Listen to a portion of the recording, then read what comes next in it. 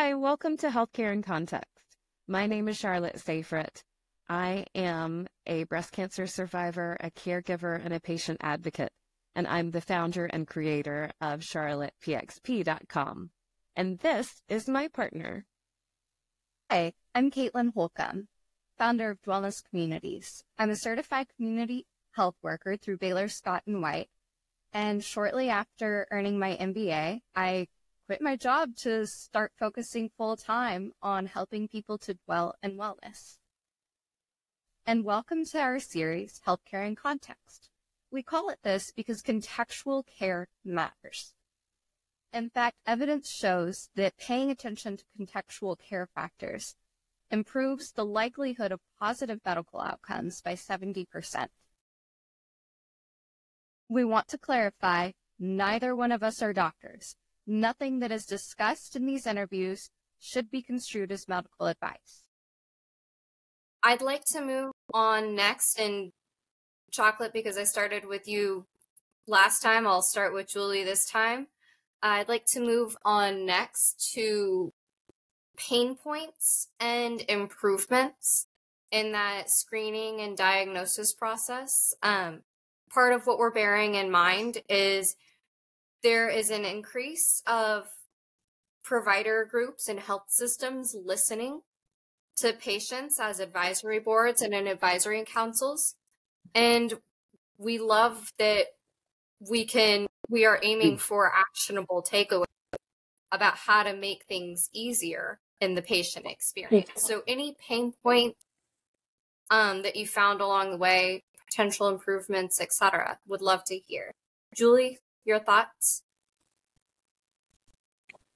I think one thing I remember is at one point I got to have what's called a patient navigator. And I ended up with that because someone knew someone, and so I ended up with this special relationship with this patient navigator. And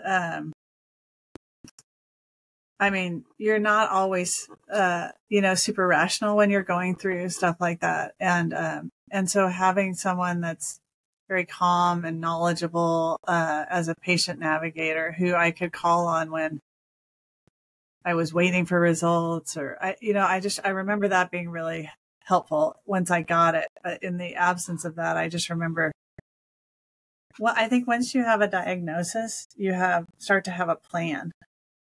But it's that time in between when you're not sure, you're not sure if there's any uncertainty about what to do is where I think there becomes a lot of angst. And I think so when there's anything that you can do to shorten the duration of when you get a test and when you get the results. And then with electronic results now, if, I don't want to get the electronic results without being able to talk to my doctor, so trying to figure that out, like you want to be able to talk to your doctor when you get the results. That's, I think, really important.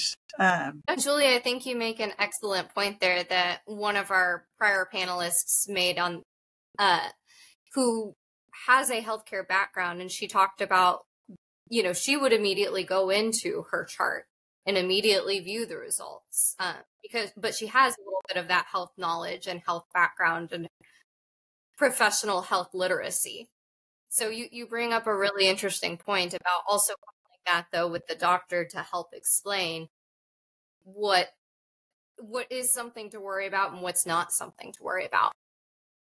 And then one thing in my case, like where I think it was misread twice, like something was not identified correctly. And that's unfortunate, but it's still a God thing. But my thought is like, I want there to be a feedback loop. Like I want that to be so that someone can be educated about that so it doesn't happen to the next person. You know what I mean? Like, I don't know if that exists. Like, I doubt that the radiologist that read each of the two that didn't identify it ever found out and went back and said, actually, there it is. She did have it. Can you see it? I would like to feel that happened more. It would make those of us that maybe had something more that could have been prevented earlier, had there been a better read of the scan, for example, feel like there's something coming from it. Yeah. No, that's a beautiful sentiment, and that's in line with why we're doing these recordings in the first place, so that, you know, it target audience being both the medical providers as well as the patients.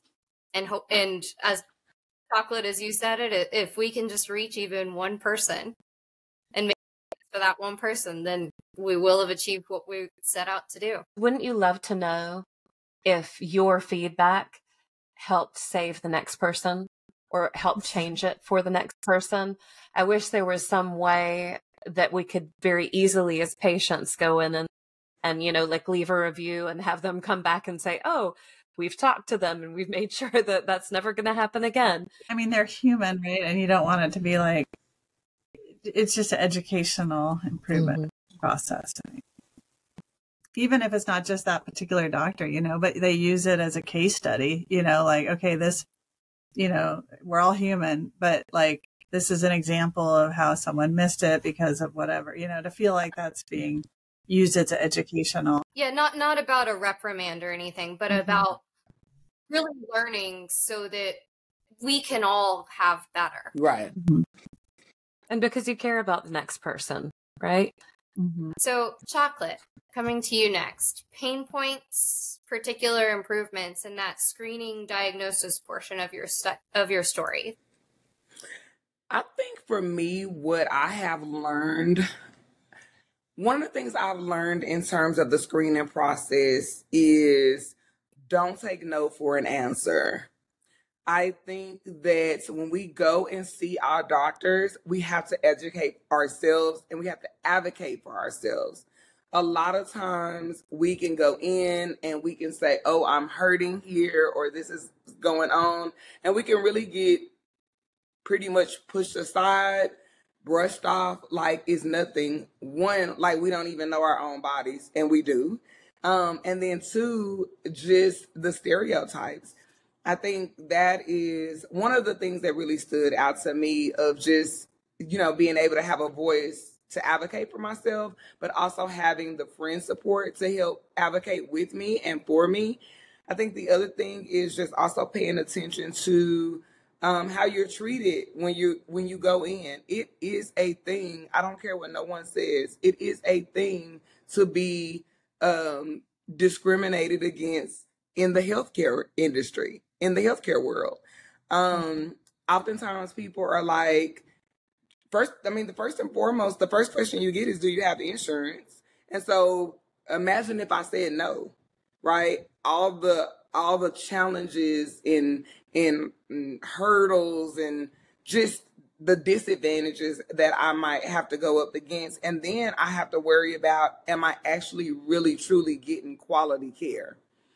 And are you giving me everything that's out there, or are you giving me what you think that I should take? Was that presented to me? And so for me, one of the things, and I'm going to lean into my faith. I thank God that I know people in the healthcare industry. When I got diagnosed this time, one of my really, really, really good friends, my friend Brian, he works in the medical, pharmaceutical, and all that kind of side. And when he asked me, where's your oncologist? I told him, and he said, oh, I know exactly who that is. I went to school with her.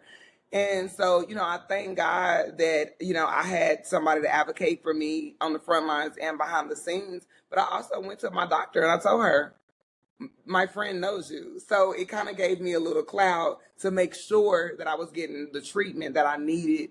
And also just making sure that I had somebody to advocate for me.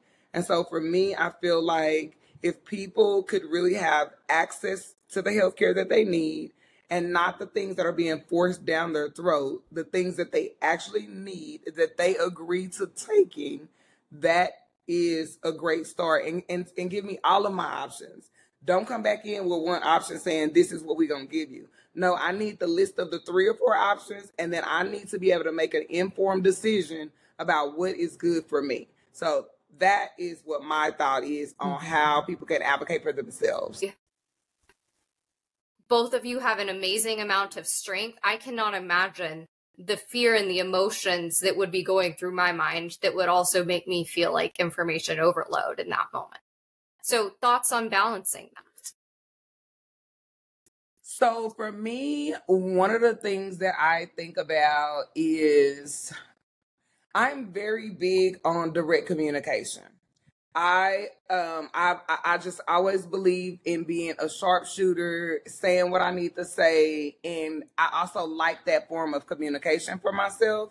So for me, when I talk to the doctors, I'm literally like, don't give me no medical terminology. Talk to me in a language that I understand. That's first and foremost, because I feel like I'm going to set the tone for how I like to be communicated with, and I'm going to set the tone for what you do and do not get to do with me. This is the boundary. You don't get to give me all the doctor jargon. You get to give me practical language that I understand, that I can write down and take a note. So when I need to go back and ask somebody for some help, they understand what I'm understanding. And versus me saying, oh, like, this is what they said. So, I know I need to understand in layman's terms. So for me, I feel like just having that direct communication and also telling the doctors what I expect gives me home court advantage in how I want to be respected and treated and the information delivered to me. So when I have to process the information overload, I can have a process of elimination. That's a really great call out, and not just even the conversations, but also any printed materials, etc. It's so easy when you live in that world and you hear it all the time to forget that it's jargon.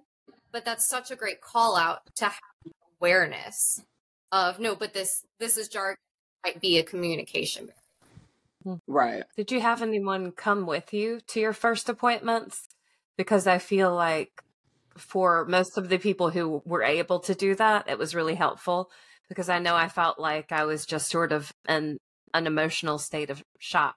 So I couldn't even really hear them. Like, I would leave the appointments and I would just be like, I don't really, like, I picked up some of it, but I feel like you should send me a copy of everything you just said to me, Because you're not processing it. Yeah. So for me, I will say I thank God for having access to community. I tell people, to have a friend, you have to be a friend. And luckily for me, I already have planted some seeds in the ground that have, flourished in terms of my friendships. But yes, from day one, I didn't go to the doctor. I've not been to one doctor's appointment on my own. My friends have taken off work. They have rearranged their schedule. They have, put in a vacation day. They have, shown up for me in ways that I would have never even thought that I was even worthy of, if I'm being honest. But I then had to go back and be reminded of, I have been a friend. I have planted some friend seeds. I have shown up for others. I have loved on them. So I was able to make a phone call and say, listen, this is what's going on. This is what I'm dealing with. And I can't do this alone. Now, I will say sometimes people actually want to be left alone. They don't want anybody to know that they're going through cancer. Me, personally, I'm like, ain't no way in hell I can do this by myself. I need somebody to walk with me during this journey. And I'm calling in all the reinforcement. So again, I just thank God for my friends and my family, my loved ones. And, not even that immediate family, like the blood family. I'm talking about the assigned family that God has gifted me with, like the one on this Zoom. That is my sister, that it doesn't matter about our skin color. It matters really that we bleed red when we cut open. So, but yeah, and so that's what I had to be reminded of. I've planted some seeds. And so I'm calling in on the harvest right now, because I just couldn't even imagine having to walk this journey alone. It's very toxic. It's hard. I'm in chronic bone pain all day long. Literally, my diagnosis, a part of this is chronic bone pain. And people look at me and they're like, oh, you're so vibrant, you're so moving around, and don't even know the pain that I deal with, because I try not to stay in that. But my circle, they know. And so they gift me with massages, or, a spa day, or, just quality time of hanging out with me. I'm a QT girl. I love quality time. So that helps feed my soul when I'm dealing with all the pain and all the hurt and the lack of support from where I thought I was going to get support from to what God has sent in my life to be the actual true support that I need in this season. So I'm grateful for that. Thank you. Julie, you'd mentioned a patient navigator. Same question to you. Did you have someone attending any of these appointments or anything with you? Yeah, I like Alicia, if you would pray for me or assist me in any way, like I am all transparent in my needs and what I'm going through. And so I did have like friends. I remember typing, the notes. I had a good friend from growing up that is a colon cancer survivor, and it was really important for me to have her there when I was first getting the information. She had come from Sacramento, and then I realized how important that was, and so I had tried to have friends. I really was sensitive after. So during COVID, like you couldn't have people. Some people like I would have friends come with me to chemotherapy, and like I felt for the people that went through it. I was before COVID, but I felt for the people that went through what I went through and what that you're going through when you couldn't have friends come with you, or even family come with you. Like that was really important to me. And I also I didn't want to look information overload. Like I was not looking at Google, like I only wanted the information from my doctors or from trusted sort of friend advisors. So I think that helped with the avoiding the information overload. But even then, when the doctors would tell you things, you still just, again, just walk in faith. The doctors don't know everything. No, they're just doctors. Yeah. They're just people too. Yep. Mm-hmm. But I have been blessed with some really great, like my oncologist here, just very sensitive, just a calling. There's people that are just really gifted, and I'm thankful that they, devote their life to this work as a blessing to their patients. I'm amazed every day that I'm here, and I'm so thankful for all the people I think back to all the people out there studying plants to see what they do, I can't even imagine every single one of them, even the schedulers, contribute to our lives in ways they don't know. Yes. Even the schedulers. That's such a beautiful sentiment right there. There was something, Chocolate, that you said that I don't know if you're doing this already, but it would be interesting to interview people who don't have insurance and to see, what their experience is like. We would and are actively trying to broaden the base of folks who are willing to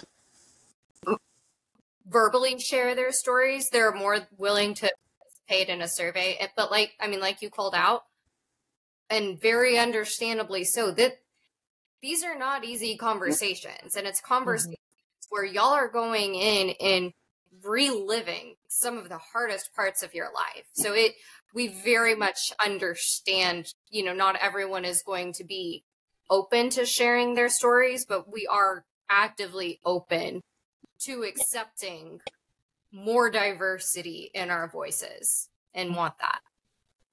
Okay. I'll keep that in mind for people I may know as well. We've interviewed everyone who signed up. I want to be respectful of y'all's time. I know how that is important to those of you on the call. It's valued. I want to go through and pivot with a final question of what you wish you would have known and what made life easier. In regards to cancer? Still focusing on that screening and diagnosis portion of your story, but what you wish you would have known so other patients can maybe know that.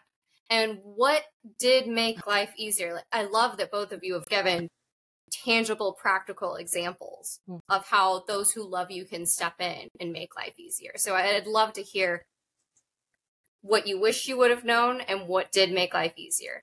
Chocolate, can we start with you, and then Julie will end with you? Oh man, I was gonna say, Julie, you go first, but We can do that. I'm cool. That's cool. okay, please. Julie, are you open to going first? Sure. I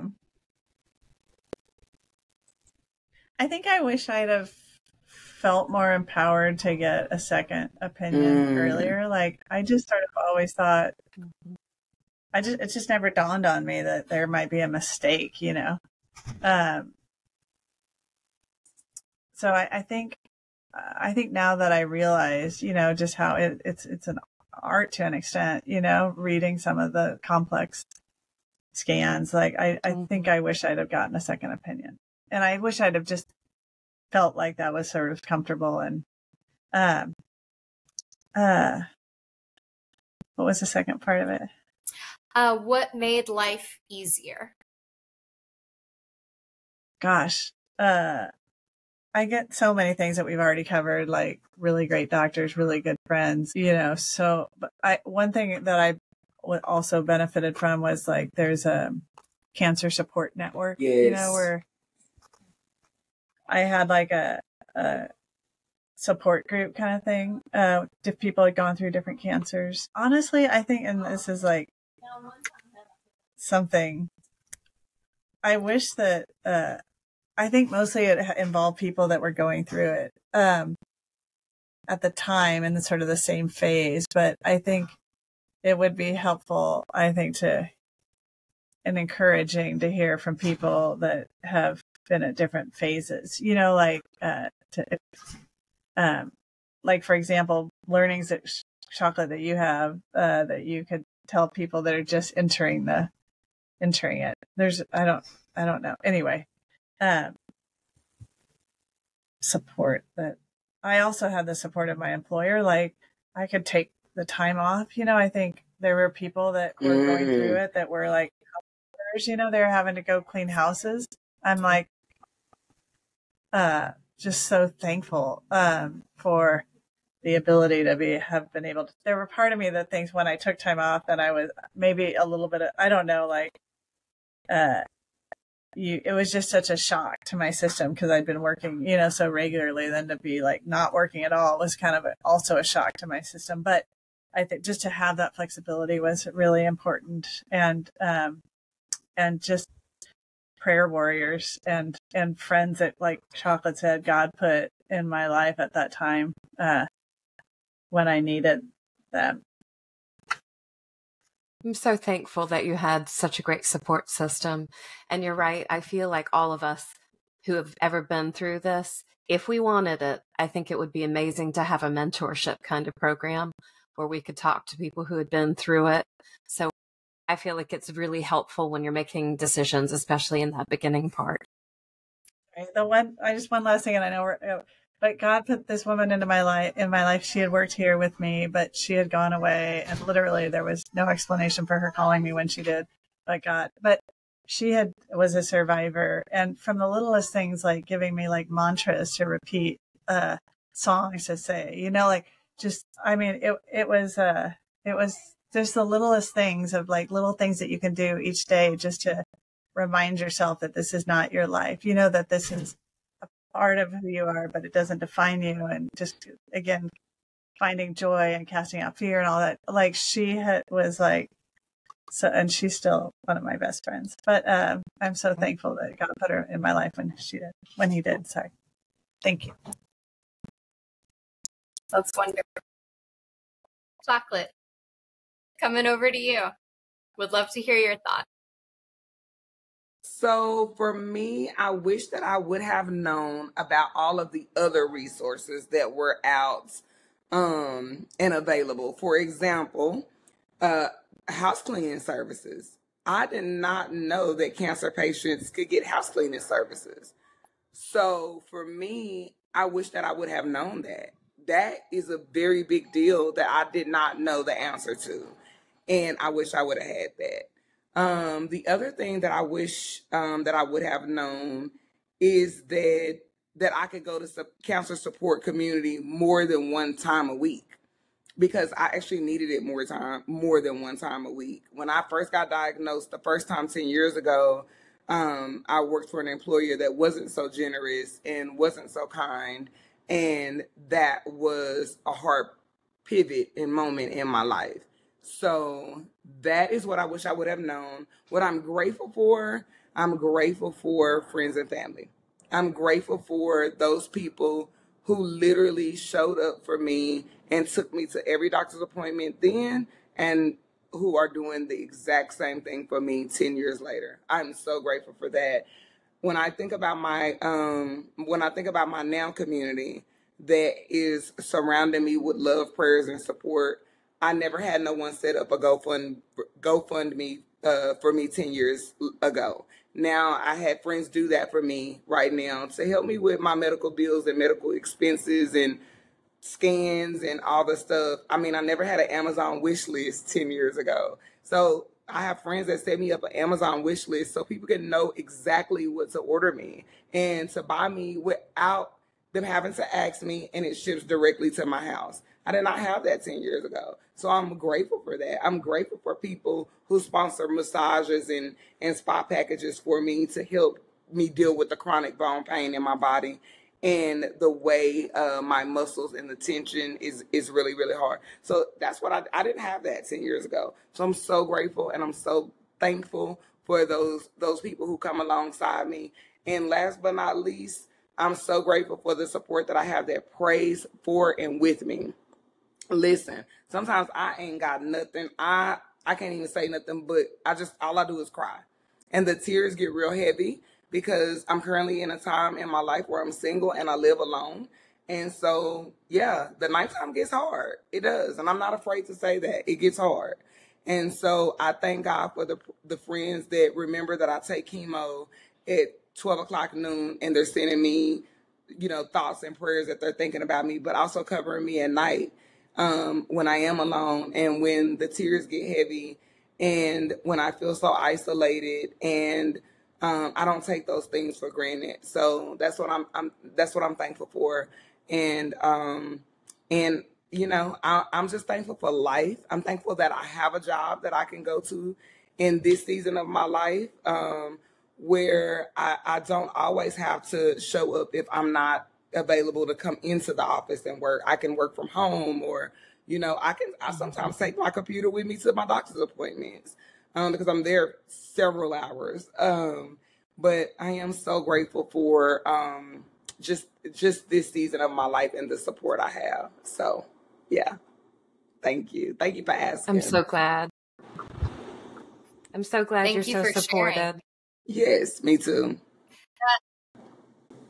That's been a theme that I feel like we've heard in everyone we've spoken with so far, that amidst the inefficiencies and brokenness that does exist, there's this core of just people loving and supporting people. Yes. And that's the beautiful hope in it. It reminds me of that Mr. Rogers quote, "When bad things happen, look for the helpers," right? Isn't it something like that? When bad things happen, look for the helpers. I like that. I love Mr. Rogers too. So I mean, Mr. Rogers is my homeboy. I hate when he passed away. I was sick. Presbyterian minister right there. Shout out. Yeah. Well, thank you both so much for your willingness to open up and share your stories and give something that hopefully will also result in help for others. We really appreciate this. Thank you so much. Thank you. It's been such an honor to have the opportunity to speak with both of you and be a part of your story. Take care, and I'll be thinking about you both and wishing you both the best. We'd like to give a big thank you to our guests, and we hope that you'll join us for the next episode. Context is everything, and healthcare and life. If you believe in what we're doing and want to support us, Please remember to like, subscribe, and share our channel. Reach out if you want to be on our show, or you think we should cover another topic. What did you learn from the show today? We want to hear from you. Contact us at hcincontext@gmail.com. Leave a comment or look us up at wellnesscommunities.com. One of the most common questions I get asked as a cancer survivor is, what should I send to my loved one who was recently diagnosed? So that's why I helped create a curated list of products at wellnesscommunities.com in the Shop tab. It contains products that are tested and recommended by the people on our show, including me. We'll take a portion of proceeds and donate it to Undo Medical Debt.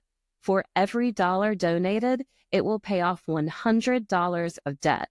It also helps us continue to share these stories with you.